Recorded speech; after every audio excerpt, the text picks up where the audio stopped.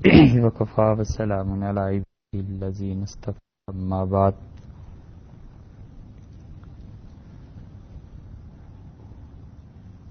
پچھلی نشست میں آپ حضرات سے بات یہ ہو رہی تھی کہ اللہ تعالی کی عبادت کے کئی ایک طریقے ہیں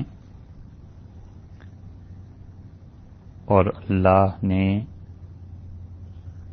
ان میں سے ایک طریقہ جو اپنی مخلوق کا اپنے تک پہنچنے کے لیے رکھا ہے وہ فکر ہے،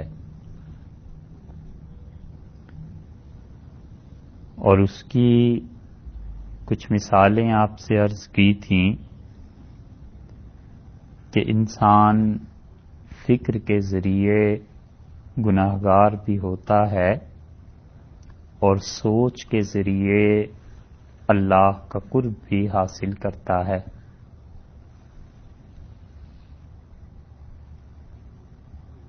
اسی سلسلے میں یہ بات بھی عرض کرنا تھی کہ انسان بعض چیزیں ایسی ہیں جن کی طرف معمولی توجہ کرے تو اللہ تعالی اس پر اسے اجر سے نوازتا ہے. کوئی زیادہ لمبا چوڑا تردد کرنے کی بات نہیں ہے، صرف بات احساس اور اسی فکر کی ہے کہ کس طرح اللہ کا قرب ملے.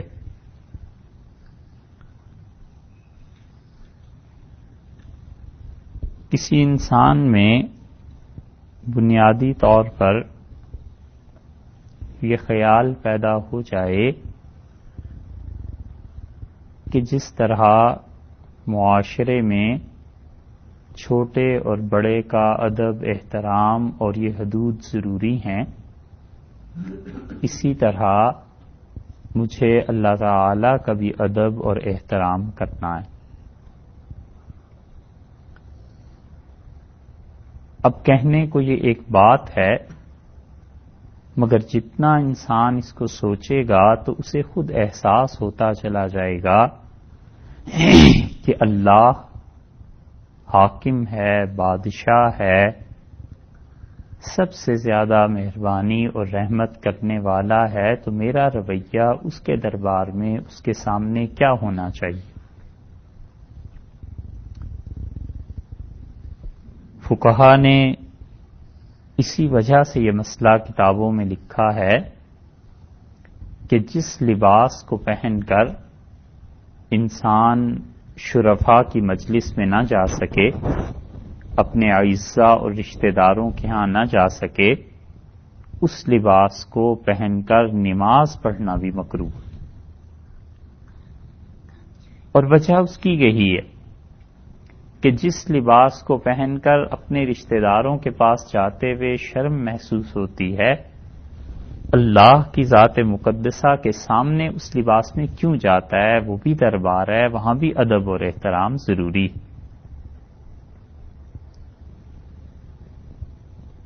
کوئی وقت تھا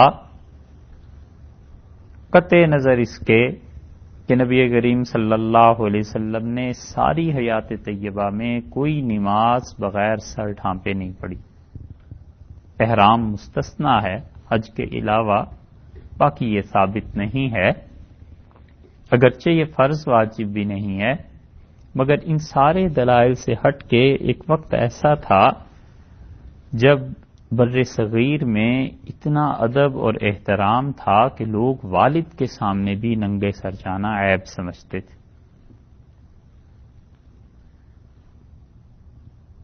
گھر جاتے تھے اور وہ بھی ادب اور احترام میں شمار ہوتا تھا کہ سر ڈھانپ کے جایا جائے. تو اللہ کے حضور میں اس طرح جانا، اس طرح نماز پڑھنا، اس وجہ سے بھی فقہا نے اسے مکروہ قرار دیا کہ اللہ تعالیٰ تو زیادہ اس بات کا حق رکھتا ہے کہ اس کا ادب کیا جائے. چھوٹی چھوٹی باتیں اور کسی قسم کی کوئی تنقید نہیں ہے، مگر کئی جگہ پر ہم لوگ بڑے بڑے اسلام کے فلسفے، تھیوریز اور کن کن چیزوں پر بحث کرتے ہیں، اور جو چیزیں روز پیش آنے والی ہیں، نماز ہے اور اوقات کی حفاظت ہے، گھریلو تعلقات ہیں، معاشرتی ذمہ داری ہیں، جتنے بڑے فلسفے کو بیان کرتے ہیں عملی اعتبار سے روزمرہ کی زندگی میں اتنا ہی پیچھے چلے جاتے ہیں۔ یہ چھوٹی چھوٹی باتیں بھی انسان کے سیکھنے ہی کی ہیں کہ ان کے ذریعے خدا کا قرب ملتا ہے، اللہ کے ساتھ تعلق استوار ہوتا ہے اور فکر بنیادی طور پر تبدیل ہوتی ہے۔ فقہا نے لکھا ہے مسائل میں کہ نماز کے آداب میں سے ایک چیز یہ بھی ہے کہ حد الوسع کھانسی کو روکنے کی کوشش کیجیے۔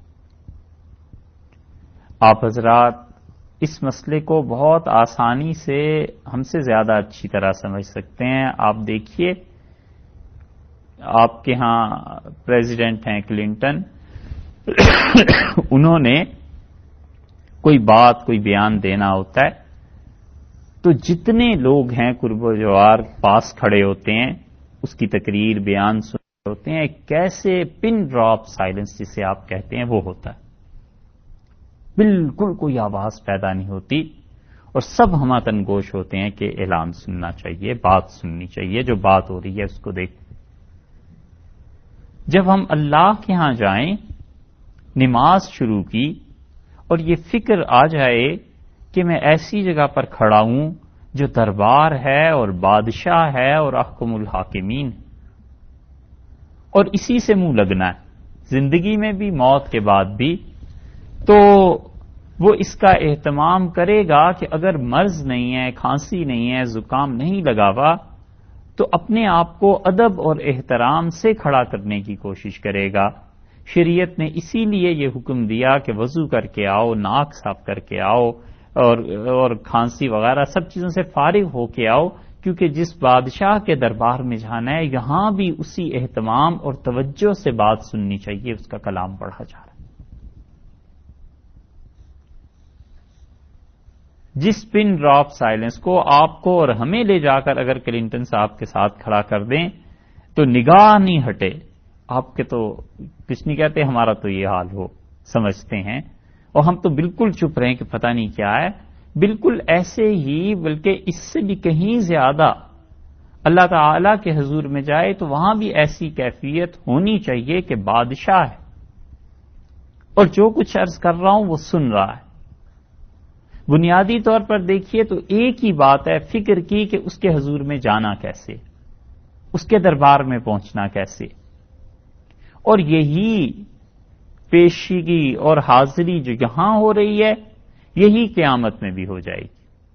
اور جو شخص یہاں ادب، احترام، اس اہتمام کے ساتھ حاضر ہوتا رہا ہے، آپ دیکھیں گے جب بار بار دن میں 5 مرتبہ صبح سے شام تک یہ خیال آئے گا کہ اللہ کے حضور میں کھڑا ہوں، اللہ کے حضور میں کھڑا ہوں، تو جب مسجد سے باہر جائے گا پھر کوئی کہے گا کہ ظلم کرو، پھر کوئی کہے گا کہ چلیے فلاں کے ساتھ کچھ گڑبڑ ہے، آپ ہمارے دوست ہیں، تو آپ کبھی بھی بغیر تحقیق کے نہیں جائیں گے کہ پتہ نہیں اس پہ ظلم کرنا روا بھی ہے، یعنی اس نے بھی کچھ کہا ہے یا نہیں۔ بہت بہت بڑا فساد اور نقصان اس وقت ہو جاتا ہے جب انسان محض کہے سنے پر عمل بھی کرنے لگے اور کہے سنے کو آگے بھی پھیلائے۔ کفا بالمرء کذبا، نبی کریم صلی اللہ علیہ وسلم نے فرمایا کسی آدمی کے جھوٹا ہونے کو یہی بات کافی ہے کہ ان یحدث بکل ما سمع، جو کچھ سنتا ہے اسے آگے ٹرانسفر کر دیتا ہے بغیر تحقیق۔ تو جھوٹ بولتا نہیں ہے، جھوٹ پھیلاتا ہے، اس لیے کہ یہ فکر نہیں ہے نا کہ مجھے کہیں پہ پہنچ کے جواب بھی دینا۔ آپ ایک عجیب بات دیکھیے، اسے آپ یاد رکھیے گا، کوئی بات بھی آپ کی ہماری نہ رہے، بس اسے زندگی بھر یاد رکھیے گا۔ اللہ تعالی نے قرآن کریم میں یہودیوں کے متعلق 2 جگہ ان کی ایک بری حرکت بیان کی ہے، اور اللہ نے فرمایا سماعون للکذب، پرلے درجے کے جھوٹ سننے والے۔ یہ خدا کا کلام ہے، اگر کسی انسان نے اپنے پاس سے بنایا ہوتا تو میکسیمم وہ کیا کہتا ہے؟ جھوٹ بولنے والے۔ اللہ تعالیٰ نے یہ نہیں فرمایا، اللہ نے کہا ہے پرلے درجے کے جھوٹ سننے والے، اکالون للسحت، اور سخت حرام کھانے والے یہ یہودی۔ اور دوسری جگہ فرمایا سماعون لقوم آخرین، کسی اور کے لیے سنتے ہیں، اور پرلے درجے کے لوگ ہیں یہ جھوٹ سننے میں، ماسٹر ہیں جھوٹ سننے میں، یوں سمجھ لیجیے۔ اس سے معلوم ہوتا ہے کہ جھوٹ بولنا ہی عیب نہیں ہے، جھوٹ کا سننا بھی یہودیوں جیسی حرکت ہے، یہ بھی عیب۔ اسی لیے رسول اللہ صلی اللہ علیہ وسلم نے فرمایا کہ جب تمہارے سامنے کسی مسلمان کی توہین کی جا رہی ہو اور تم اس کی تردید کر دو تو قیامت میں اللہ تمہیں بھی اسی طرح جہنم کی آگ سے بچائے گا جیسے تم نے اس مسلمان کی عزت کو بچا لیا۔ یہودیوں میں یہ بہت بڑا عیب تھا کہ جھوٹ سنتے تھے، اندر سے پتہ ہے کہ یہ بھی جھوٹ بول رہا ہے۔ اب غور کرتے جائیے، یہ کہیں عادت تھا اس معاشرے میں، مسلمانوں میں تو نہیں آ گئی، اسے خوب پتہ ہے کہ یہ میری تعریف بھی جھوٹی کر رہا ہے، اگر آج اسے ملازمت سے نکال دوں تو مجھے کس نے پوچھنا ہے، مگر جھوٹ سن سن کے خوش ہو رہا ہے۔ اسے بھی پتہ ہے کہ جو کچھ اہلیہ بیان کر رہی ہیں یہ سب جھوٹ ہے، حقیقت میں اس کی کوئی حیثیت نہیں، مگر کبھی نرمی سے تردید کر دے کہ نہیں ایسی بات نہیں ہے، سارے معاشرتی تعلقات خطرے میں آ جاتے ہیں۔ اللہ تعالی سے تعلق چاہے بگڑتا رہے اور اپنی حرکتوں میں چاہے اسلام سے یہودیت کی طرف منتقل ہو جائے، وہ کوئی پرواہ نہیں۔ یہ ہے کہ لوگوں سے تعلقات اور وہ پی آر جسے کہتے ہیں ریلیشنز، یہ جو پبلک ریلیشنز ہے ٹھیک رہنے چاہیے۔ اللہ نے کہا ہے یہودیوں میں یہ عیب ہے کہ سماعون للکذب، پرلے درجے کے جھوٹ سننے والے، اور پھر اسے پھیلاتے بھی ہیں۔ تو جھوٹ بولنا تو عیب ہے ہی ہے، جھوٹ سننا بھی عیب ہے۔ اب جس انسان کو 5 مرتبہ دن میں یہ فکر ہونا، خیال ہو کہ اللہ کے سامنے جا رہا ہوں، اس کے ہاں پیش ہو رہا ہوں، دیکھیے اس کی کیفیت کیسے چینج ہو جائے گی۔ اسے پتا ہے کہ جس ذات کے سامنے جانا ہے ایک دن اسی طرح قیامت میں کھڑا کر لیں گے اپنے سامنے، تب کیا جواب دوں گا؟ اللہ تعالی کے آداب میں سے خدا کا ادب کرنے میں ایک بات آپ دیکھیے، اس کی ایک مثال آپ سے عرض کریں۔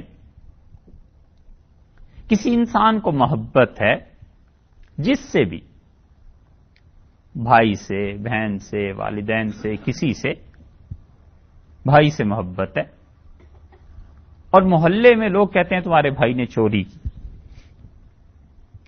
غصہ آتا ہے، لڑ پڑتا ہے، اور 1-2-4 مرتبہ تو کہہ دے گا کسی کہ دیکھو یار جھوٹ بولتے ہیں لوگ کہ میرے بھائی نے چوری کی، جھوٹ بولتے ہیں، مگر کیا وہ 100 مرتبہ اس جملے کو دہرا سکتا ہے ہر کسی کے سامنے کہ لوگ کہتے ہیں میرے بھائی نے چوری کی، میرے بھائی نے چوری کی، میرے بھائی نے؟ محبت جو ہے اندر وہ منع کرتی ہے، روک دیتی ہے کہ نہیں جھوٹی بات ہے، اس کی نسبت اس کی طرف جس سے مجھے محبت ہے، ایسے دھڑلے سے بات نہیں کرنی چاہیے۔ صحیح بخاری ہمارے استاد تھے مولانا عبد القدیر صاحب، اور انہوں نے پڑھا تھا سید انور شاہ صاحب کشمیری رحمۃ اللہ علیہ سے۔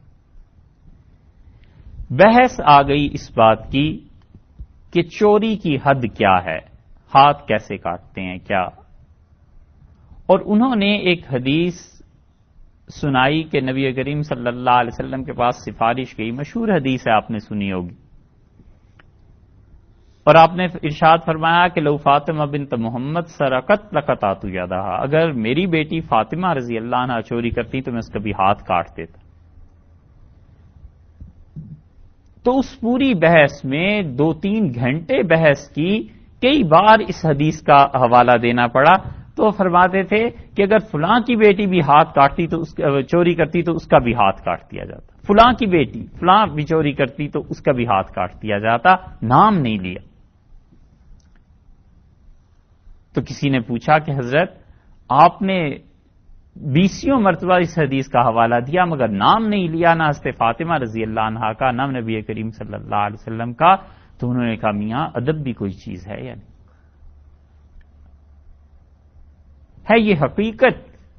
نبی کریم صلی اللہ علیہ وسلم نے یقیناً یہ الفاظ ارشاد فرمائے ہیں، صحیح بخاری میں صحیح روایت ہے، مگر اس کی ادائیگی کا انداز بتاتا ہے کہ نہیں، یہ نسبت ایسے کھلے بندوں ایسے. یہ اس لیے عرض کر رہے ہیں کہ آپ کے معاشرے میں کئی عیسائیوں سے بات ہوتی ہوگی، ہم اور آپ کوئی بھی اسے نقل کرتا ہے اور بار بار کہتا ہے son of God, son of God. اوہو کتنا بڑا جملہ ہے. نبی کریم صلی اللہ علیہ وسلم نے فرمایا میں آدم کے بیٹے کو کھانے کو دیتا ہوں، پینے کو دیتا ہوں، اس کی جتنی ضروریات ہے پوری کرتا ہوں اور وہ مجھے گالی دیتا ہے. اور پھر فرمایا کہ حق تعالی شانہ نے کہا کہ جب کوئی کہتا ہے کہ ہم نے کسی کو اپنا بیٹا بنا لیا ہے، اپنے اختیارات کسی کو دے دیے ہیں، تو وہ ہمیں گالی ہی دیتا ہے. تو گالی دوسرے کی نقل کر رہے ہیں ہم. مسلمان ہیں الیاذ باللہ، کوئی کفر کا شائبہ تک نہیں، نہ اس چیز کو مانتے ہیں، مگر دوسرے کی گالی بھی نقل کرنا بار بار کہ اس نے فلاں کو یہ کہا ہے. والد صاحب کو کوئی گالی دے دے تو کیا کوئی کہے گا میرے والد کو یوں گالی دی تھی، میرے والد کو یوں گالی دی تھی. شرم آتی ہے کہ نہیں بس اتنا ہی کافی ہے کہ بری بات کہی ہے، کسی سے جھگڑا ہو گیا، ایسی چیزیں. اللہ کے ساتھ ادب کا تقاضا یہی ہے کہ ان چیزوں کو بار بار نہ دہرایا جائے، اشارے کنائے میں بات کر لی جائے، یوں سراہتن نہ کہا جائے. الا یہ کہ ضرورت پیش آ جائے تو وہاں تو کہنا ہوتا ہی ہے، بعض اوقات یہ کہنا ضروری بھی ہو جاتا ہے، مگر اس کی ایک طرح سے رٹ لگا لینا یہ ایسی چیز ہے جسے آپ سوچئے کہ اگر ہمارے والدین کو کوئی برا بھلا کہہ دے تو کیا ہم نقل کرتے ہوئے اس کو اسی طرح بے تکلفی سے دہراتے چلے جائیں؟ فقہا نے مسائل میں لکھا ہے کہ قرآن پاک کی تلاوت کے دوران جب کافروں کا کوئی قول اللہ تعالی نقل کریں، چاہے اپنے بارے میں چاہے رسول اللہ صلی اللہ علیہ وسلم کے بارے میں، تو اس کو پڑھتے ہوئے بھی آواز آہستہ کر لینی چاہیے. علامہ سیوطی رحمۃ اللہ علیہ نے الاتقان میں بڑی تفصیل سے اسے لکھا ہے، اور اس کی وجہ یہی لکھی ہے کہ ادب کا حق یہی بنتا ہے کہ یہ باتیں اتنی بالجہر نہ کہی جائیں. مثلا اللہ تعالی نے فرمایا ہے قرآن پاک میں کہ بلا شک و شبہ وہ لوگ کافر ہوئے جو کہتے ہیں ان اللہ ثالث ثلاثہ، الیاذ باللہ اللہ تعالی 3 میں سے تیسرا ہے. تو کہتے ہیں اس جملے کو جب پڑھے تو آواز آہستہ کر لے، تراویح پڑھاتے ہوئے تلاوت کرتے ہوئے کسی کے بھی سامنے. ادب کا تقاضا یہ ہے کہ نہ بولے. حضرت عمر رضی اللہ عنہ کی ایک بات آپ سے عرض کریں، اسے سمجھیے تاکہ ہمیں بھی تشریح نہ کرنی پڑے اس کی. قصہ یوں ہوا کہ رسول اللہ صلی اللہ علیہ وسلم نے سوچا کہ یہ عرب کے مشرکین مکہ میں سے جو ایک سردار ہیں، یہ کسی طرح اگر مسلمان ہو جائیں تو یہ پورا جزیرہ عرب مسلمان ہو جائے.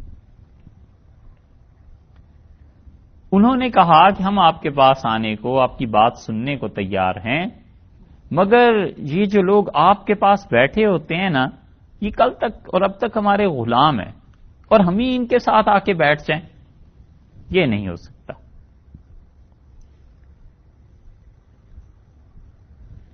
رسول اللہ صلی اللہ علیہ وسلم ایک کافر کو سمجھا رہے تھے اسی سلسلے میں، اور ابن ام مکتوم رضی اللہ عنہ آئے، اور ابن ام مکتوم رضی اللہ عنہ نابینا تھے. وہ اس شرف کے صحابی تھے کہ رسول اللہ صلی اللہ علیہ وسلم نے تبوک پہ جاتے ہوئے مدینہ منورہ میں اپنا قائم مقام اور نائب انہیں بٹھا دیا تھا اپنی جگہ پہ. تو ابن ام مکتوم رضی اللہ عنہ کو نہیں معلوم تھا کہ رسول اللہ صلی اللہ علیہ وسلم قریش مکہ کے کسی سردار سے بات کر رہے ہیں.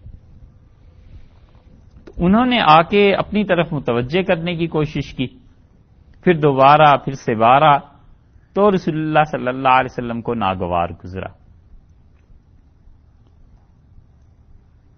اللہ نے اس پہ وحی نازل فرمائی اور اللہ نے فرمایا عبس وتولی، چہرے کو پھیر لیا اور پیشانی پہ شکن آ گئی. ان جاءہ الاعمی، جب ایک نابینا شخص ان کے پاس آیا. وما یدریک لعلہ یزکا، آپ کو کیا معلوم کہ یہ شخص ممکن ہے اپنے تزکیے، اپنی صفائی کے لیے ان چیزوں کے لیے آیا ہو کہ اللہ کا قرب اسے ملے. او یذکر فتنفعہ الذکریٰ، یا آپ اسے نصیحت کرتے اور نصیحت سے اسے فائدہ ہوتا. اور پھر فرمایا کہ اما من استغنا، اور وہ لوگ جو آپ کی بات غور سے نہیں سنتے، فانت لہ تصدی، آپ ان کو دعوت دیتے ہیں اور بلاتے ہیں، اور اس سے آپ نے منہ پھیر لیا. مراد یہ ہے، تفسیر اس کی یہ ہے. بات ختم ہوگی. رسول اللہ صلی اللہ علیہ وسلم نے انہیں بلایا اور فرمایا ایک مرتبہ، ایک عرصے کے بعد ایک مرتبہ انہیں دیکھا تو ان کے پاس بیٹھ گئے اور آپ نے فرمایا کہ تمہاری وجہ سے تو اللہ تعالیٰ نے ہمیں ڈانٹ دیا تھا. حضرت عمر رضی اللہ عنہ کے زمانے میں ایک صحابی رضی اللہ عنہ نے فجر کی نماز پڑھائی اور حضرت عمر رضی اللہ عنہ گزرے، انہوں نے سنا تو وہ اسی سورت کی تلاوت کر رہے تھے کہ عبس وتولی. چہرہ مبارک کو ایک طرف لے گئے اور پیشانی پہ شکن آ گئی جب ان کے پاس ایک نابینا آدمی آیا. حضرت عمر رضی اللہ عنہ پھر کسی دن گزرے، پھر یہی پڑھ رہے تھے، پھر کسی دن گزرے، پھر یہی پڑھ رہے تھے. تو انہیں حضرت عمر رضی اللہ عنہ ایک دن بلا لیا اور کہا تمہیں قرآن میں اس کے علاوہ کوئی صورت نہیں آتی؟ آپ سمجھے؟ مراد ان کی جہاں تک سمجھ میں آتی ہے واللہ عالم یہ تھی کہ یہ بات ٹھیک ہے، لیکن جس عتاب اور ڈانٹ کا جس ہستی کے لیے ذکر ہے، بار بار اسے کیوں پڑھتے ہو؟ محبت ان چیزوں کو گوارا ذرا مشکل سے کرتی ہے کہ ہیں باتیں حقیقت میں. حضرت عمر رضی اللہ عنہ کا اور کوئی صورت نہیں آتی قرآن میں، کیوں اسے بار بار پڑھتے؟ تو یہ ادب ہے، احترام، اور اصل اس کی اتنی ہی ہے کہ یہ فکر کے ذریعے خدا کی عبادت ہے کہ آدمی سوچتا رہے کہ اللہ کا ادب، اللہ کا احترام کیا چیز ہے، میں کیسے خدا تعالی کا ادب اور احترام کر سکتا ہوں. جب یہ سوچے گا تو قبلے کی طرف پاؤں پھیلانے کو وہ برا ہی جانے گا. امام مالک رحمۃ اللہ علیہ تو اس معاملے میں اتنے سخت تھے کہ انہوں نے یہ فتویٰ دیا کہ اگر کوئی جان بوجھ کے قبلے کی طرف پاؤں پھیلائے اور اسے پتا ہو کہ قبلہ ہے اور مسئلہ بھی جانتا ہو تو اس کا پاؤں توڑ دینا چاہیے. یہ ادب ہی کی بات حنفی فقہا نے خود لکھی ہے، بلکہ احناف کیا حدیث میں یوں آیا ہے، رسول اللہ صلی اللہ علیہ وسلم نے فرمایا جو شخص قبلے کی طرف منہ کر کے تھوکے گا قیامت میں وہ سارا تھوک اس کے چہرے پہ مل دیا جائے. یہ ادب سکھایا ہے. اور آپ نے فرمایا قبلتکم حیم و میتن، زندگی میں بھی تمہارا قبلہ ہے اور مرنے کے بعد بھی یہ تمہارا قبلہ ہے، اس کا احترام ضروری. اس سے ذہنیت کیا پرورش پائے گی؟ اس سے ذہن یہ پرورش پائے گا کہ ہر چیز کا ادب اور احترام. رسول اللہ صلی اللہ علیہ وسلم نے فرمایا ہر کام کو اس کے صحیح طریقے کے مطابق کرو، اور دیکھو جب تم نے جانور ذبح کرنا ہے تو ایک جانور کے سامنے دوسرے جانور کو مت ذبح کرو. کوئی فرض واجب کی بات نہیں ہے، مگر ادب اور طریقہ سکھایا ہے کہ اس حیوان کی بھی کوئی جان ہے، اس کی آنکھیں ہیں، وہ دیکھے گا کہ میرے جیسی ایک ذبح ہو رہا ہے تو اس کے دل پہ بھی تو کچھ ہوگا نا اثر. منع فرما دیا کہ ایک جانور کے سامنے دوسرے جانور کو ذبح نہ کیا جائے، اور فرمایا تیز چھری سے ذبح کرو اور پھر اسے تڑپنے کے لیے آزادی سے چھوڑ دو تاکہ وہ آزادی سے تڑپ تو سکے. اسی لیے جو محتاط حضرات تھے وہ گائے بھینس جس کو بھی باندھا ذبح کرنے کے لیے جب چھری پھیر دی اس کے بعد کھول دیتے تھے جلدی سے تاکہ تڑپنے کے لیے اسے چھوڑ دیں. یہ ادب اور احترام کا ہی ایک طریقہ ہے. تو انسان کی ذہنیت یہ پرورش پانی شروع ہو جاتی ہے کہ مجھے ہر چیز میں ادب احترام. نتیجہ اس کا یہ نکلے گا کہ معاشرتی اعتبار سے چھوٹے بڑے کا ادب اور یہ لمٹس گھرانوں میں قائم ہو جائیں گی، اور معاشرے میں فساد کی ایک بہت بڑی وجہ یہ بھی ہے کہ چھوٹے اور بڑے میں کسی چیز میں تمیز نہیں رہی کہ کس کا کیا رتبہ ہے، کس کا کیا مرتبہ ہے، اسے کہاں تک، کس چیز کا احترام کون ڈیزرو کرتا۔ اسی لیے رسول اللہ صلی اللہ علیہ وسلم نے بولنے کے متعلق فرمایا، آپ نے کہا لوگوں سے ایسی بات کرو جو ان کے مینٹل لیول کے مطابق ہو، ذہنی سطح کے مطابق۔ اتریدون ان تکذبوا اللہ ورسول، تم یہ چاہتے ہو کہ الجھے ہوئے مشکل مسائل لوگوں کے سامنے بیان کرو اور اس کے نتیجے میں وہ خدا کے دین کو جھوٹا کہیں، اللہ اور اس کے رسول کو جھوٹا کہیں۔ آپ کے سامنے کوئی یہاں کے وحدت الوجود کا مسئلہ بیان کرنا شروع کر دے، کوئی اتنے اوپر کے مسائل بیان کرنا شروع کر دے کہ آدمی کہے یہ تو پھر دین پہ نہ عمل کرنے والی باتیں ہیں، بھئی ہمارے بس کی تو بات نہیں۔ تو لوگوں کے لیول سے اوپر کی بات کرنا منع کیا اس سے کہ دیکھو ایسی باتیں نہ کرو، وگرنہ کیا ہوگا، لوگ اس کو جھٹلائیں گے۔ شاہ عبد العزیز صاحب محدث دہلوی رحمۃ اللہ علیہ کا نام آپ نے سنا ہوگا، شاہ ولی اللہ صاحب کے بیٹے تھے رحمہ اللہ، اور اللہ نے وہ مقام انہیں عنایت فرمایا کہ پورے بر صغیر میں کوئی کسی مسلک سے تعلق رکھتا ہو، اس کی سند حدیث کی آخر پہ شاہ عبد العزیز صاحب سے جا کے ضرور ملتی۔ مسئلہ یہ پیش آیا کہ ایک شخص نے رسول اللہ صلی اللہ علیہ وسلم کو خواب میں دیکھا۔ یہ بہت مرتبہ ہوتا ہے، کسی عام انسان کو بھی نبی کریم صلی اللہ علیہ وسلم کی زیارت خواب میں ہوتی ہے، حتیٰ کہ اللہ تعالیٰ کی زیارت بھی خواب میں ہوتی ہے۔ کیسے ہوتی ہے یہ دیکھنے والا جانتا ہے، لیکن ابن سیرین رحمت اللہ علیہ کہتے تھے کہ جسے اللہ کی زیارت خواب میں ہو جائے اللہ اسے جنت میں داخل کرے گا۔ ہوتا ہے ایسے، اس لیے کوئی کہے اگر کہ میں نے اللہ تعالیٰ کو دیکھا ہے تو اتنی جلدی اس کی تردید نہیں کرنی چاہیے، وہ جانے اس کے احوال جانے، سوائے اس کے کوئی فساد کا خطرہ ہو تو پھر تو آدمی بولے۔ اور رسول اللہ صلی اللہ علیہ وسلم کو دیکھنا حضرت مجدد الفسانی رحمۃ اللہ علیہ نے اپنے مکتوبات میں اس کی قسمیں لکھی ہیں۔ وہ کہتے ہیں کبھی کبھی ایسے ہوتا ہے کہ انسان ان کے متعلق سوچتا رہتا ہے، مثلا کوئی حدیث پڑھاتا ہے، بار بار ان کا ذکر مبارک آئے گا تو تصور میں، خیال میں ایک شخصیت جم جاتی ہے، تو وہ جو کبھی دیکھتا ہے تو اصل میں انہیں نہیں دیکھ رہا ہوتا بلکہ اپنے تصور اور خیال کو دیکھتا ہے۔ یہ خیالی رویت ہے، اس کا کوئی اعتبار نہیں۔ بہت سے لوگ دیکھے ہوں گے آپ نے، کسی بات کو سوچتا ہے کہ میں بینک گیا، یہ کام ہوا، خواب میں بھی یہی دیکھتا ہے کہ میں بینک گیا اور ایسے چیک ہوا اور یہ چیز ہوئی۔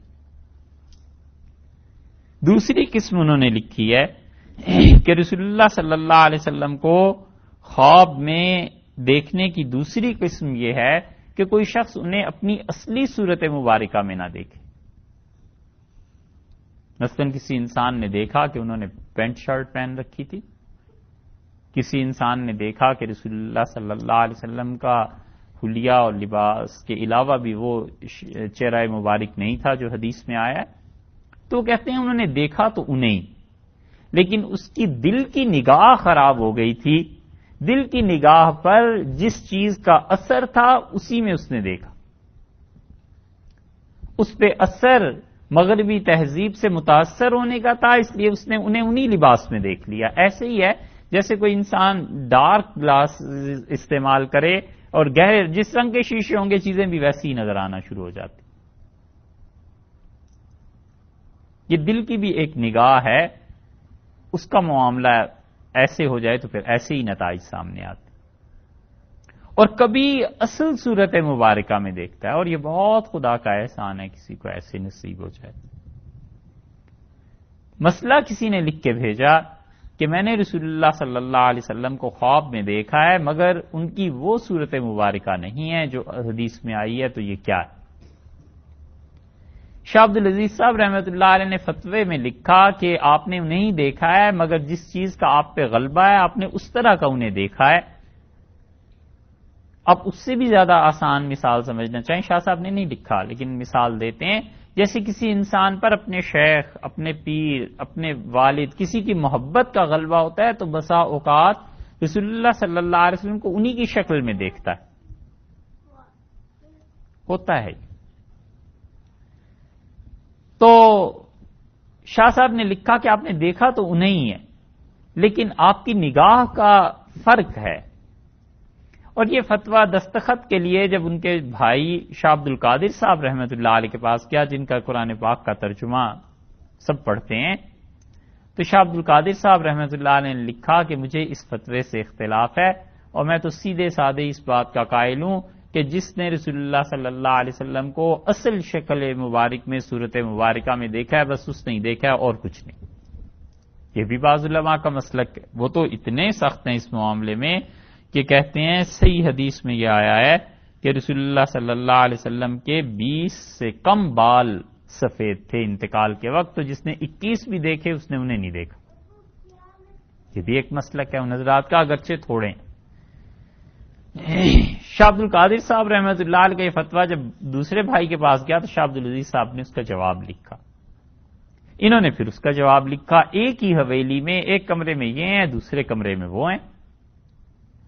تو وہ جو جواب لانے اور لے جانے والا تھا کہ جب تک فتویٰ پورا نہ ہو جائے کسی کو کیا جواب دیں گے، اس نے کہا شاہ عبد القادر صاحب رحمۃ اللہ علیہ سے کہ شاہ عبد العزیز صاحب رحمۃ اللہ علیہ سے کہ حضرت یہ ایک ہی حویلی ہے، سامنے ان کا کمرہ ہے، ادھر آپ کا کمرہ ہے، اب دونوں بھائی ایک دن بیٹھ کے طے کیوں نہیں کر لیتے؟ آپ لکھتے ہیں ادھر لے جاتا ہوں، وہ لکھتے ہیں ادھر لے کے آتا ہوں۔ شاہ عبد العزیز صاحب رحمۃ اللہ نے فرمایا بات تو بھائی تم ٹھیک کہتے ہو، ہم دونوں بھائی ایک جگہ بیٹھ کے بحث کر لیں، بات چیت کر لیں، لیکن مجھے صرف یہ خیال آتا ہے کہ اگر بھائی نے کہہ دیا کہ میں تمہارا بڑا بھائی ہوں تو پھر بے ادبی سے کون بولے گا کہ بھائی صاحب آپ نے غلط کہا۔ فرماتے تھے ہمت نہیں پڑتی، بڑے ہیں مجھ سے۔ یہ ادب اور احترام ہی کی بات ہے کہ نفس مسئلہ بھی نہیں چھوڑا، جس چیز کو وہ حق سمجھتے تھے اس پہ دلائل لکھے، لیکن جو ریلیشنز، جو تعلقات ہیں اس میں ادب اور احترام کو دیکھیے کتنا پہلو، کتنا مد نظر رکھا۔ یہ چیزیں اب لوگ کہتے ہیں کہ مبالغہ ہے، لیکن حقیقت یہ ہے کہ فرض کیجئے مبالغہ بھی ہو تو بھی وہ لوگ بڑے امن اور اطمینان کے ساتھ دنیا سے گئے۔ لمٹس قائم تھی زندگی کی کہ کون کس چیز کو ڈیزرو کرتا۔ یہ فکر کے ذریعے عبادت کہ فکر یہ ذہن میں آ جائے، اسی کو صوفیہ تو مراقبہ کہتے ہیں۔ وہ بھی فکر ہے کہ ایک خاص چیز آپ سوچتے رہیے، اگرچہ اس کی باتیں اور بہت سی ہیں، مگر ایک آدمی سوچتا رہتا ہے کہ اللہ کے سامنے جانا ہے، اس کا کیا تقاضا ہے، کیسے صاف رہنا ہے، کیسے پاک رہنا ہے۔ اور رسول اللہ صلی اللہ علیہ وسلم نے یہاں تک فرمایا، آپ نے کہا کہ تم میں سے جس سے ہو سکے اسے چاہیے کہ جب سونے کے لیے اپنے بستر پہ جائے تو جانے سے پہلے وضو کر لے، اور فرمایا جو اس حالت میں اپنے بستر پہ چلا جائے گا، پھر چاہے وضو رہے نہ رہے، لیکن اس نے سونے سے پہلے وضو کر لیا تو فرمایا قیامت کے دن یہ اس کے لیے نور کا سبب بن جائے گا۔ یہ اتنا پاک رہنے کا حکم جو دیا ہے، تو آدمی جب فکر کرتا ہے نا، سوچتا ہے کہ مجھے پاک رہنا ہی ہے، پاک ہی رہنا ہے، پاک ہی رہنا ہے، تو پھر وہ انسان ناپاکی کے لمحات بڑے اس پہ دشوار گزرتے ہیں۔ قرآن پاک میں آیا ہے، اللہ تعالی نے فرمایا ہے کہ مسجد قباء میں ایسے لوگ ہیں یحبون ان یتطہروا، جو اس بات کو پسند کرتے ہیں کہ بہت زیادہ پاک زندگی گزاریں، صاف رہیں۔ تو رسول اللہ صلی اللہ علیہ وسلم نے قباء والوں کو بلایا یا خود تشریف لے گئے تو ان سے کہا قباء والو، اللہ نے تمہاری تعریف کی ہے اور یہ کہا ہے کہ تم بہت زیادہ پاک رہنے کو پسند کرتے ہو، کون سی چیز ایسی؟ انہوں نے کہا اللہ کے رسول، چیز یہ ہے کہ ہمارے ہاں یہ عادت ہے سب کی کہ جب وہ پیشاب سے ان چیزوں سے فارغ ہو جاتے ہیں تو مٹی کے ڈھیلے کا بھی استعمال کرتے ہیں، پھر پانی کا استعمال بھی کرتے ہیں، دونوں چیزوں کو جمع کر لیتے ہیں۔ ذہن میں کسی کے یہ سوال پیدا ہو سکتا ہے کہ یہ کون سی اتنی بڑی بات ہے جس پہ اللہ نے تعریف کی، مگر بھائی بات یہ ہے کہ چھوٹے سے چھوٹا عمل جو اللہ کے لیے کیا جائے اللہ اس کا قدردان ہے۔ حضرت لقمان نے اپنے بیٹے کو نصیحت کی، قرآن میں آیا، انہوں نے کہا میرے بیٹے رائی کے دانے کے برابر نیکی ہو اور آسمانوں میں رکھ دی جائے، زمین پہ رکھ دی جائے، کسی چٹان پہ ہو، یا بہ اللہ، خدا اس قیامت کو نیکی کو قیامت میں لے آئے۔ اللہ کسی کا اجر ضائع نہیں کرتا۔ ایک رائی کا چھوٹا سا دانہ یہاں رکھ دیجئے کہیں اور کسی سے کہیے اس مسجد میں تلاش کرے تو دشواری ہو جائے گی۔ انہوں نے کہا میرے بیٹے اللہ کے لیے اگر اتنا کام بھی کرو گے نا خدا اس سے ضائع نہیں کرے گا۔ تو وہ اللہ کے لیے اتنا پاک رہنے کی کوشش کرتے تھے، اللہ نے اس کو قرآن میں ذکر کر دیا کہ دیکھو وہ اتنا پاک رہتے ہیں۔ ہمارے دور میں ٹیشو پیپرز ہیں، یوز کرتا ہے کوئی اور پانی کا استعمال نہیں کرتا، شرعن کوئی حرج نہیں ہے، بالکل ٹھیک ہے، ایسے ہی ہے فتویٰ، کوئی حرج نہیں ہے۔ لیکن کوئی شخص اس کے ساتھ ساتھ پانی کا بھی استعمال کرتا ہے تو اس کا مطلب یہ ہے کہ وہ شخص مزید پاک اور صاف رہنا چاہتا ہے۔ وہ جو صحابہ رضی اللہ عنہ کی تعریف اللہ نے بیان کی، اس شخص نے بھی گویا ایسا کام کیا۔ اور بات الٹی ہو گئی۔ رسول اللہ صلی اللہ علیہ وسلم نے فرمایا تھا کہ گھٹنے ٹخنے کور نہیں ہونے چاہیے، وہ تو ہم نے کیا نہیں، اور انگریزوں نے کہا کہ گھٹنے بھی کھول دینے چاہیے، وہ کھول دیے، نکر ہو گئی نا، نکر پہن لی۔ اسی طرح الٹی بات ہو گئی، جو یہاں آپ کے ہاں سے چلے جاتے ہیں، کئی ایک کو دیکھا مسئلہ پوچھتے ہیں ہمارے ہاں جا کے کہ جی پانی استعمال نہ کریں تو کوئی حرج تو نہیں؟ ہم کہتے ہیں اس میں حرج کیا اگر استعمال کرنے، کہنے کہ جی نہیں بس ٹیشو پیپر کافی نہیں ہے۔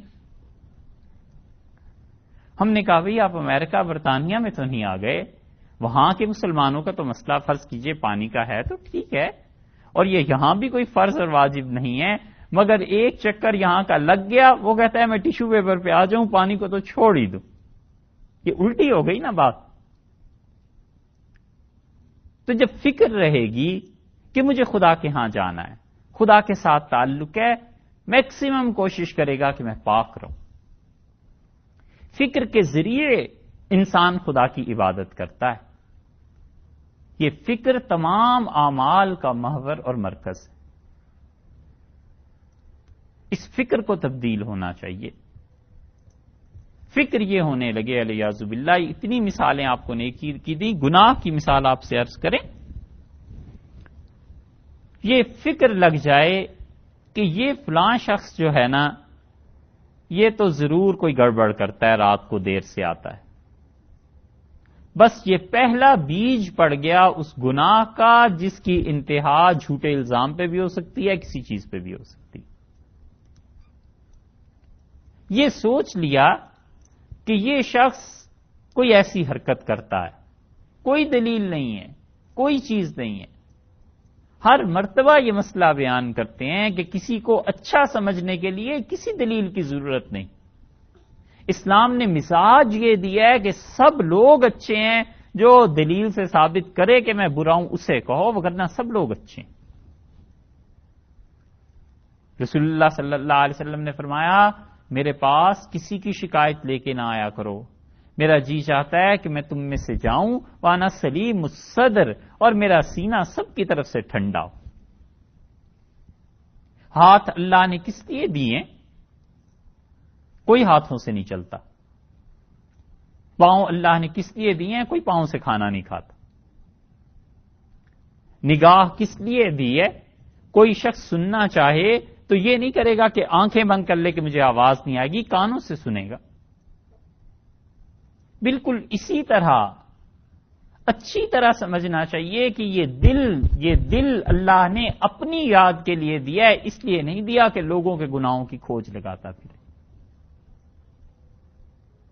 اس دل کا مقصد اللہ کو یاد کرنا ہے، اس کا دل کا مقصد اللہ سے محبت ہے، اللہ سے تعلق ہے۔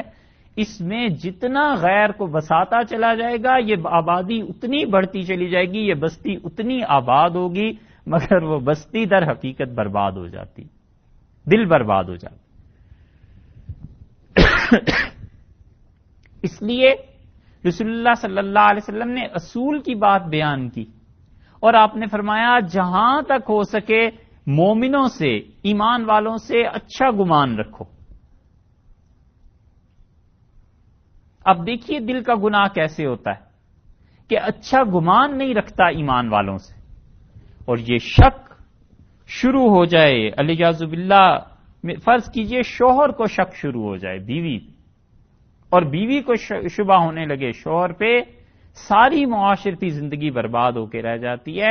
اور کیا ان دونوں کا ایک دوسرے پہ شبہ کرنے سے کوئی گناہ نہیں ہوتا؟ کیا اللہ نے اس بات کی اجازت دی ہے کہ بیوی اپنے شوہر پہ شبہ کرتی رہے اور شوہر اپنے بیوی پہ شبہ کرتا رہے اور خدا کوئی جواب نہیں دے گا؟ یہ ان دونوں کے درمیان رشتہ ہے بھائی، اور دونوں کا اللہ سے رشتہ عبدیت کا، بندگی کا ہے، کوئی اور رشتہ داری نہیں ہے۔ قیامت میں خدا بیوی سے بھی پوچھے گا کہ شوہر کے متعلق کیوں بدگمانی تھی، اور شوہر سے بھی پوچھے گا کہ بیوی کے متعلق کیسے بدگمانی ہو گئی۔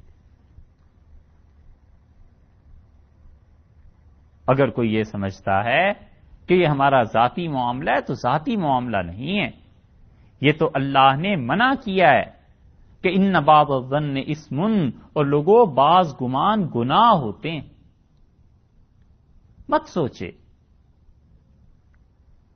جسے کہتے ہیں نا لینی ایک نہ دینی دو، جہاں کوئی تعلق ہی نہیں بنتا، یہاں تو تعلق ہے شوہر اور بیوی کا، جہاں تعلق نہیں بنتا وہاں بھی اس کھوج اور تحقیق میں پڑ جائے کہ اس کا پتہ چلانا چاہیے کہ اس کا بیلنس کتنا ہے، اور یہ پیسے آتے کہاں سے ہیں، اور یہ گاڑی کہاں سے لے لیا ہے، اور کھاتے کیا اور کرتے کیا ہیں۔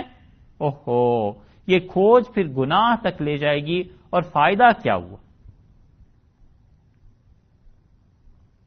حالت کبھی کبھی اس غلط سوچ سے وہ ہو جاتی ہے، جو کسی نے مثال دی کہ کوئی آدمی تھا، کسی بزرگ کے پاس کسی خانقاہ میں چلا گیا، عرصے تک ان کی خدمت کی، اور پھر ایک دن جو بزرگ تھے وہ بڑے خوش ہوئے، انہوں نے کہا میاں ایسی قصہ ہے کہ یہ وقت بڑی قبولیت کا ہے دعا کا، تو تم بتاؤ تمہارے لیے کیا دعا مانگے۔ بڑا مخلص تھا، اس نے کہا حضرت کوئی نہیں، میں تو اللہ کے لیے آیا تھا، آپ کی خدمت کرتا ہوں، بس یہی کافی ہے۔ ان کا نہیں تم بتاؤ۔ کافی اصرار سے اس نے کہا حضرت مکان نہیں ہے، اور آپ دعا کر دیجئے اللہ تعالیٰ کوئی سبب پیدا کرے مکان بن جائے۔ انہوں نے دعا کی، قبولیت ہو گئی، اور پیسے کہیں سے اسے ملے، مکان بنا لیا۔ اس محلے میں کوئی اور بھی آدمی رہتا تھا، وہ اس کھوج میں پڑا رہا کہ پیسہ آیا کہاں سے یار، یہ کل تک تو کچھ نہیں تھا، آج کیسے ہو گیا؟ تو اس نے پوچھا ایک دن جا کے، اچھے دور تھے اس لیے پوچھ لیا، یہ وقت ہوتا تو پوچھتا بھی نہ، اخبار میں اشتہار آ جاتا۔ تو انہوں نے کہا بھئی اس طرح ہوا کہ ہم حضرت کی خدمت کرتے رہے، ایک مرتبہ ان پہ کوئی حال طاری تھا تو انہوں نے دعا کے لیے پوچھا، ہم نے کہا ہو گیا، یہ وہ بھی چلا گیا۔ اور ایک عرصے تک خدمت کرتا رہا، وہ جو بزرگ تھے ان پہ پھر ایک حالت آئی تو انہوں نے کہا یہ لمحہ قبولیت کا ہے اور اللہ سے مانگنے کا ہے، تم بتاؤ کیا دعا تمہارے واسطے مانگے۔ تو اس سے کہا حضرت کچھ نہیں، انہیں پچھلے خادم کا تجربہ تھا، ان کا تمہارا مقام کا، اللہ کا سب کچھ دیا ہوا ہے۔ جب زیادہ اصرار کیا تو اس سے کہا حضرت بس یہ دعا کر دیں کہ وہ جو پہلا آپ کا خادم تھا نا ہمارے محلے میں جس نے گھر بنایا، اس کا مکان گر جائے۔ ہوتا یہی ہے کہ ہم ترقی کریں یا نہ کریں، جس کی ترقی ہو رہی ہے کسی طرح اس کا بیڑا غرق ہو جائے، یہ کیسے ہو گیا، اسے برباد کرنا ہے۔ یہ شروع کہاں سے ہوتا ہے؟ اس شک کی بنیاد پہ کہ یہ کیا چیز ہے۔ اللہ نے آپ سے قبر میں نہیں پوچھنا، خدا نے حشر میں نہیں پوچھنا۔ ارے اللہ کے بندو اپنی فکر کرو کہ قبر میں جا کے کیا ہوگا، نمازیں میری پوری ہو گئی ہیں یا نہیں، میرے ذمے کس کا کیا حق رہ گیا ہے، میرے رشتہ داروں کا کیا حال ہے، مجھے خدا نے مالی طور پہ وسعت دی ہے تو مجھ پہ کس کس کے حقوق بنتے ہیں، مجھے پورا کرنا چاہیے، سوچنا چاہیے۔ یہ کام سوچنے کی فکر میں جب ٹیڑھا پن پیدا ہو جاتا ہے تو وہ گناہ فکر کے ذریعے کرتا رہتا ہے۔ اور اس کی دلیل آپ وہ حدیث دیکھیے جس میں آیا ہے، رسول اللہ صلی اللہ علیہ وسلم نے فرمایا اللہ کے بندو آپس میں بھائی بھائی بن کے رہو، اور نہ ایک دوسرے سے بغض رکھنا نہ حسد رکھنا۔ اور آپ نے دوسری روایت میں فرمایا تمہیں پتہ ہے یہ حسد کیا چیز ہے؟ اور فرمایا یہ نیکیوں کو اس طرح کھا جاتا ہے جس طرح آگ ایندھن کو کھا جاتی. کرنا کچھ نہیں، بیٹھ کے صرف سوچنا ہی ہے کہ یہ برباد کس طرح ہو، اور یہ محض سوچ اس کی ساری نیکیوں کو کھا جائے گی. پتہ چلے قیامت میں کہ یہ گھن لگ گیا تھا اندر ہی، اور گندم جس دن پسائی کے لیے سامنے آئی تو معلوم ہوا کہ ساری گندم کو گھن کھا گیا. یہی ہوتا ہے نا، کیڑا لگ جائے. خواتین کبھی کبھی کپڑے پرانے کھولتی ہیں باکس کے دھوپ لگوا دیں کپڑوں کو، اور پتہ اسے اس وقت چلتا ہے کہ ہو یہ تو سارے کپڑے چوہے نے کھا لیے. تو جس دن قیامت میں ہمارے کپڑے کھلیں گے نا، اور جس دن قیامت میں ہماری گندم کی پسائی ہونی ہے نا، اس دن پتا چلے گا کہ کون سا چوہا حسد کا لگ گیا تھا اور کون سا گھن لگ گیا تھا. وہاں سب صفائی ہوئی ہوگی اور بندہ سوچے گا کہ میں نے کیا کیا ہے. پھر اسے بتائیں گے کہ جو گھر بیٹھ کے حسد تمہارے ذہن میں تھا اس نے تمہاری ساری نیکیوں کو برباد کر دی. یہ سوچنے کی باتیں ہیں یا نہیں؟ اس لیے سوچے، فکر کرے کہ کون سی اچھی چیز ہے جس کے ذریعے خدا کا قرب مجھے ملے.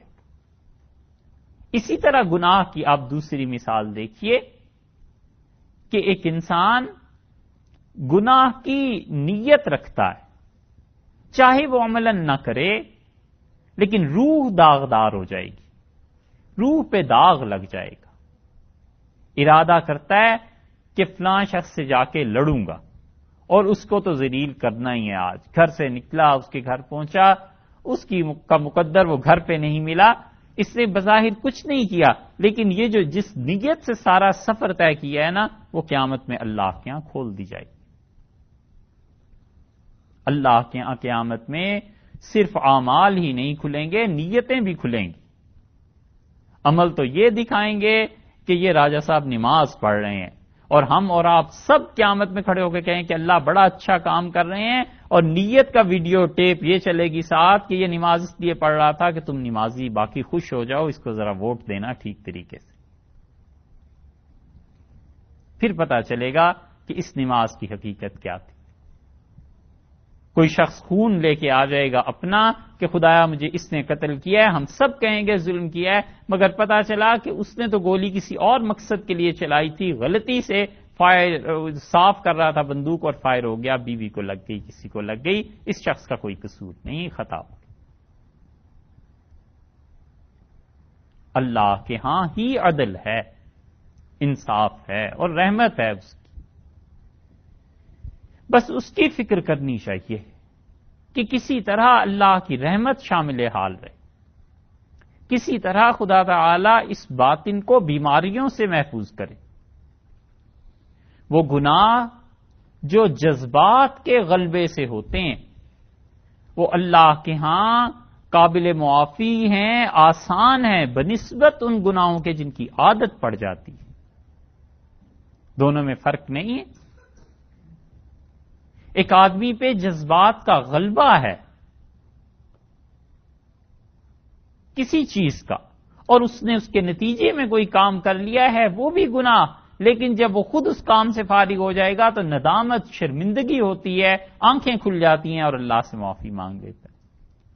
اور اس کے مقابلے میں وہ گناہ حسد ہے، کبر ہے، اپنے آپ کو بڑا سمجھنا ہے. اگر اس کی عادت پڑ جائے اپنے آپ کو بڑا سمجھنے کی تو یہ گناہ قبر تک ساتھ رہتا ہے. پھر یہ گناہ ایسا نہیں ہے جو جذبات کے غلبے سے ہو، بلکہ مستقل مینٹلٹی ایسی بن جاتی ہے کہ میں نمبر 1 رہوں، بیٹھنے میں سب سے اوپر کی نشست مجھے ملے، میرے ہوتے ہوئے کوئی مصلی پہ امامت نہ کرائے. یہ ایک ہی چیز ہے جس کا نام اپنے آپ کو کچھ سمجھنا ہے، بڑا سمجھنا ہے، اور وہ مختلف روپ میں سامنے آتی ہے. اور یہ کھلتی اس وقت ہے جب اپنے فیلڈ میں کسی کے ساتھ مقابلہ ہو، دوسرے کے ساتھ نہیں، بڑی مشکل سے. ایک امام صاحب ہیں اور ایک ڈاکٹر ہے، دونوں کا آپس میں کیا جوڑ ہے؟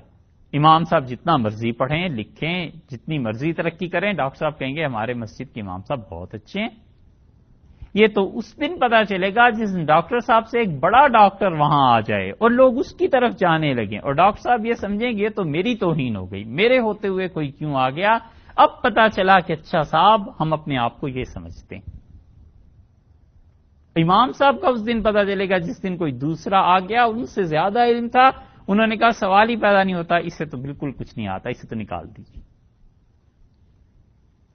اپنے آپ کو سمجھنا، کبر اس وقت پتا چلتا ہے جب اپنے فیلڈ میں کوئی آدمی اپنی ٹکر کا برابر کا اپنے سے اونچا آتا ہے، پھر پتا چلتا ہے میں کام اللہ کے لیے کر رہا تھا یا اپنے نفس کے لیے کر رہا تھا۔ کتنی خوشکن باتیں ہیں کہ چلیے جہاد کرتے ہیں۔ اوہو، کسی سے آپ کہیں چیچنیاں چلتے ہیں، کافروں کو ماریں گے، کشمیر چلتے ہیں، کافروں کو مارتے ہیں، ہندو ہیں، مشرک ہیں۔ بلا شبہ جہاد جہاں شریعت نے فرض کیا ہے وہاں جانا بہت اعلیٰ درجے کی عبادت اور ثواب ہے، لیکن اس جہاد سے کہیں زیادہ بڑا جہاد اپنے نفس کے ساتھ بھی تو ہے۔ کبھی یہ بھی سوچا ہے کہ اس ہندو کا جرم یہ ہے کہ وہ اللہ کے ساتھ شرک کرتا ہے، بت کو خدا کا شریک ٹھہراتا ہے، اور میں اللہ کے ساتھ شرک اس درجے میں میں بھی کرتا ہوں کہ میں اپنے نفس کی مان کے چلتا ہوں، اللہ کی نہیں مانتا۔ اللہ نے فرمایا افرأیت من اتخذ الہہ ہوا، تم نے اس شخص کی حالت پر غور کیا ہے جس نے اپنے جی کی خواہش کو اپنا خدا بنا لیا۔ اور ایک جگہ فرمایا واللہ اللہ علی علم، علم کے باوجود وہ شخص گمراہ ہو جاتا ہے۔ کوئی چیز ایسی نہیں ہے جس پہ ناز کرے کہ میری عبادت، میرا علم، میرا عمل، میرا تزکیہ، بس ہر وقت خدا سے اس کی رحمت ہی مانگتا رہے، فکر کے ذریعے بھی، اعمال کے ذریعے بھی۔ ناز کرنے کا موقع تو یہ ہے کہ ایمان کے ساتھ دنیا سے چلا جائے، پھر بے شک ناز کرے اور بے شک لوگ تعریف کیا کرے، اس سے پہلے خطرہ ہی خطرہ۔ اور اللہ نے فرمایا کان امرہ فرطا، اور اس کا کام حد سے بڑھا ہوا ہوتا ہے۔ اپنے نفس کو اللہ کا شریک جب بناتا ہے تو کام حد سے بڑھ جاتے ہیں۔ جی میں آیا آج نماز پڑھتے ہیں، ساری رات 100 نفل پڑھ لیے۔ جی میں آیا کہ آج خیرات کرتے ہیں، بینک میں دیکھا اتنے پیسے ہیں، سب اللہ کی راہ میں چلے گئے۔ اور جی میں یہ آیا کہ آج فلم دیکھنی ہے تو وہ پورے شہر میں سے اگر ویڈیو وہ اکٹھی کرنی پڑے تو وہ لے کے آ جائے گا گھر میں۔ یہ اللہ کے لیے پہلے بھی نہیں کر رہا تھا اور یہ اب بھی شیطان کے سائے پہ نہیں کر رہا، پہلے بھی نفس کا پیروکار تھا، اب بھی نفس کا پیروکار۔ اسی لیے رسول اللہ صلی اللہ علیہ وسلم نے فرمایا تھا کہ میں تمہیں بتاؤں یہ شرک اتنا باریک ہے جیسے سیاہ رات میں، اندھیری رات میں چیونٹی پتھر پر چل رہی ہو تو اسے دیکھنا دشوار ہوتا ہے سیاہی کی وجہ سے، یہ شرک بھی اتنا باریک۔ کوئی فتویٰ نہیں دے گا کہ چونکہ نفس کی پیروی کیا لہذا الیاذ باللہ مشرک ہو گیا ہے، مگر فتوے سے ہٹ کے بھی تو کوئی بات ہے۔ رسول اللہ صلی اللہ علیہ وسلم نے فرمایا لوگوں تھوڑی سی ریاکاری بھی شرک، تھوڑی سی ریا بھی شرک ہے۔